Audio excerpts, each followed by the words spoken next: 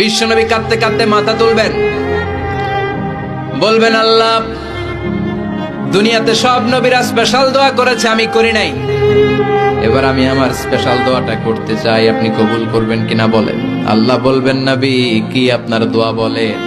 বিশ্বনবী বলবেন, আমার একটা উম্মত যার অন্তরের মধ্যে যাররা পরিমাণ ঈমান আছে, একবার আপনারে আল্লাহ বলে ডেকেছে, একবার আমি বিশ্বনবীর উপর দুরূদ পড়েছে, একবার শাহাদাতের বাণী আমার যে গুনাহগার উম্মত দুনিয়ার বুকে থেকে ঘোষণা দিয়েছে, ওই একটা উম্মত যদি জান্নাতে ঢুকতে না পারে, আপনি আমারে জান্নাতে ঢুকাতে পারবেন না।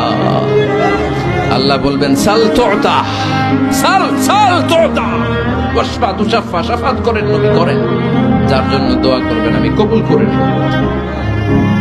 দুনিয়াতে বিশ্বনবী কম কষ্ট সহ্য করে নাই। 3 বছর শিয়াবে আবি তালেবে জেল খেটেছে। কয় বছর? দুর্ভিক্ষের বছরগুলোতে বিশ্বনবীর পেটে দানা পানি ছিল না। কলিজার টুকরা হাসান হুসাইন কই মাছের মতো ছটফট করেছে, জামিনে ক্ষুধার জ্বালায় বেহুশ হয়েছিল। বিশ্বনবী যদি ওই স্পেশাল দোয়াটা করতেন, জান্নাত থেকে খাবারের বস্তা পাঠিয়ে দিত কে? ওই দোয়া করছিলেন? জেলখানায় আল্লাহরে বলছিলেন, আল্লাহ স্পেশাল দোয়া করলাম, জেল থেকে মুক্ত করে দেন, করছিলেন?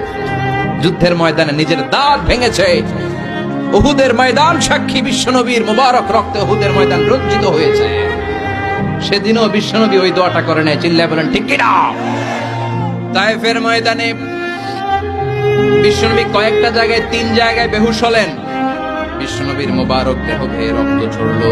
ওই কঠিন বিপদের দিনও বিশ্বনবী এই দোয়াটা করেছেন নাকি? কথা বলেন।